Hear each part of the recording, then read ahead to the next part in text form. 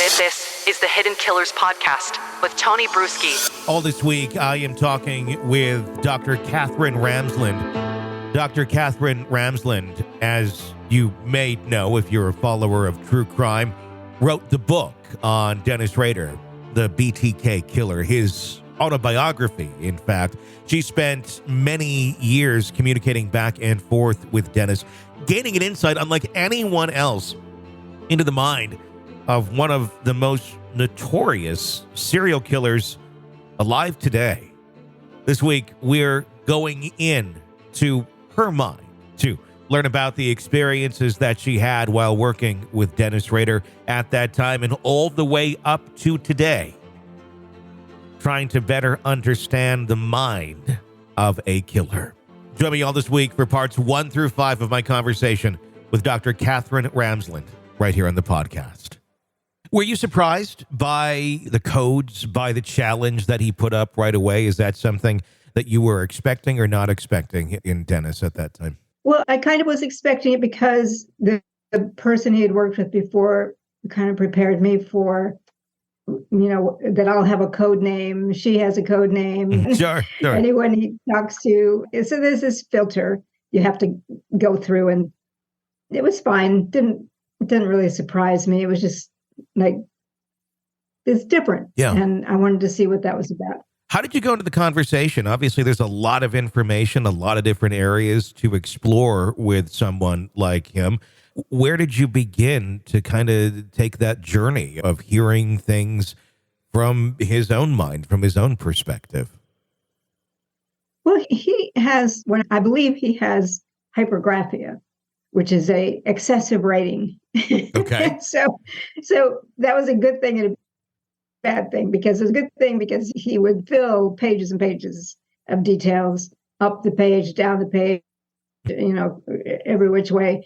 But at the same time, he didn't have very good handwriting. So it was time consuming, but just the fact that I would have these written documents was good, because then I could use those as springboards for questions back to him. Seeing him, in the prison, I couldn't be in the same room with him because he's in a maximum security prison. So it was through monitors and stuff, but just that I would come mattered to him. And we probably talked more on the phone than really any other medium, because first of all, it was easier to do. It put him at ease to be able to just talk about TV shows we were watching. And those shows actually became metaphors for being able to communicate, because we watched things like The Walking Dead and Bates Motel and The Americans, Breaking Bad. Yeah. So these are all really great for talking about his stuff, but through this kind of coded medium that he wanted, so that the guards wouldn't understand what we were trying to talk about. And I don't know, it fell into sort of a natural rhythm. It wasn't really hard to talk to him. He's very easy.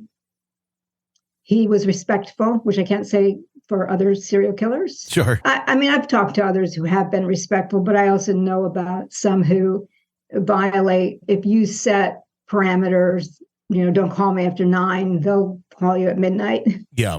They'll demand money. They'll maybe be vulgar. They'll ask for things. So Rader was not like that. He was respectful.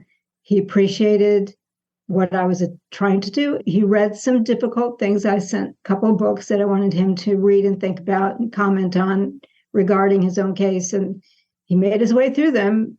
So he worked hard at it.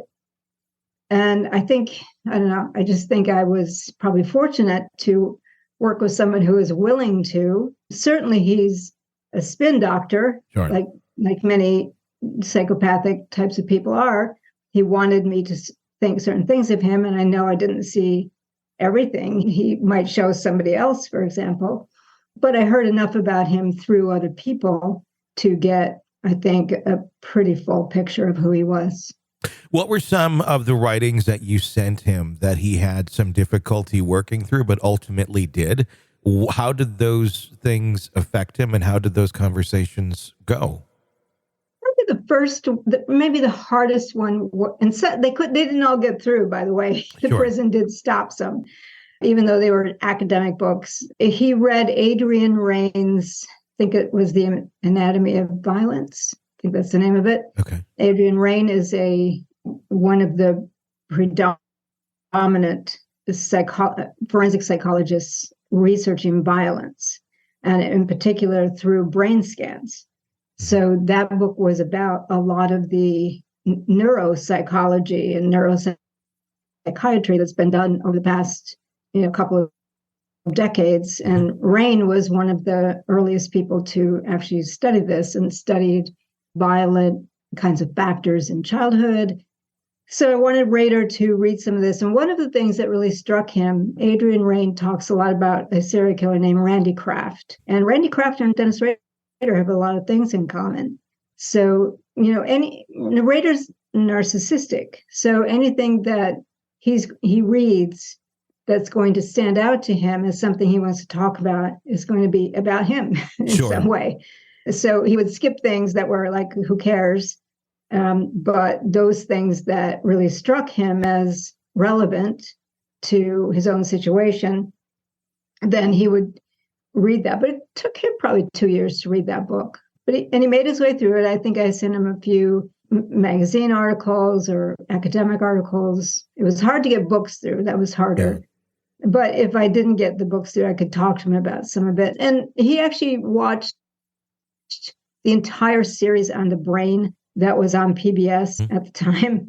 And interesting, because one was on the violent brain. And so he wanted to discuss the implications for him. Might he have had brain damage? Because he was dropped on his head. He had a head injury when he was a teenager. So he wished he could get like some kind of MRI scan, something like that. But, he just tried to find his way through these things. I gave him a few psychiatric assessment tests, like fantasy-prone personality was one, because I thought he was one, and turned out he came up with a very high score. So, you can't rely on self-assessment. Sure. When you're trying to do this with somebody who's incarcerated and you're not in a testing room, you have to kind of give it to them and see what they do with it. So it's not really particularly accurate or something you would put into a database, but it's still what was a good foundation for being able to ask him questions. Is Dennis curious about why he is the way he is himself, the way that he so nonchalantly delivered the statement in his sentencing hearing about everything that happened, and the way that we've heard him speak in the past, very matter of fact, without a lot of emotion? Does he wonder about why he's that way? You have to remember the context of that. Yeah. What you saw recorded when he was at that hearing, he was completely blindsided. He thought he was just going in to plead guilty and go back to jail. Okay. It turned out the judge wanted to walk him through everything. And so he's okay. Yeah. I'll answer these, but that was not representative of the way he speaks to me. Okay, interesting. Which is not to say that he's sorry, because I'm not going to say that. Sure. But certainly that court appearance is not reflective of who he is. Now, he is interested in knowing why he turned out to be this way, especially because a lot was at stake. He lost his family. He lost his social standing. He lost, a lot of stuff. And he was 59 when he was arrested. So he had a pretty full life up to that point. Sure. And everything was completely, significantly changed. So yeah, he's very interested in knowing if there's a way for him to understand that. Does he experience remorse? I would say not very deeply, especially not about the victims or their families. Although when we did a 4-part A&E documentary on the book, and it made him cry when he watched the other people talking on it. So that's interesting. Interesting. That surprised me. Yeah, because my question would be, he doesn't show remorse. Is he an individual you believe that is capable of showing remorse? Because I believe some people they're not. It's not an emotion that they're able to feel or generate. But then we do see, like you just said, if he shed tears after that documentary, that's an interesting fact. Yeah, and some people would say, well, he's just crying for himself. Maybe. Yeah, I don't know. I'm not inside his head. I can't say that he has how deep his feelings go. I can't say that about anybody I know, frankly.